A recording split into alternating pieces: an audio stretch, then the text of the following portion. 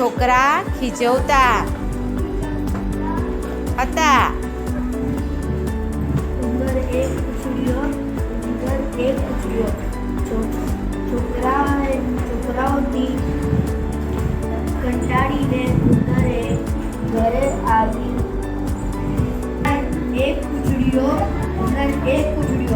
છોકરાઓથી કંટાળીને ઉંદરે ઘરે આવી માને પૂછ્યું,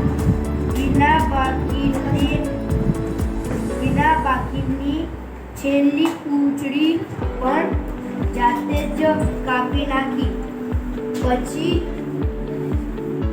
અરીસામાં જોયું ને બોલ્યું, હવે મારે પૂંછડી જ નથી એટલે છોકરાઓ મને ખીજવી નહીં શકે.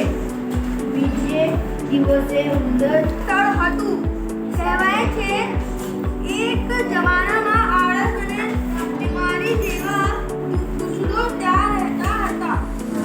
આ સ્થળની આસપાસ એક ખેડૂત રહેતો હતો. ખેતી કરવા માટે તેને જમીન આખી પડી એટલે તેણે વિચાર્યું કે આ પર્વતને તોડીને સમતલ જમીન બનાવું.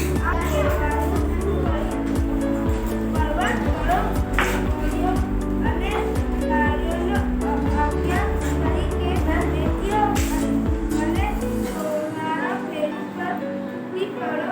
કહેવાય છે કે એક જમાનામાં આળસ અને બીમારી જેવા દુષ્ટો ત્યાં રહેતા હતા. આ સ્થળની આસપાસ એક ખેડૂત રહેતો હતો. ખેતી કરવા માટે એટલે તેને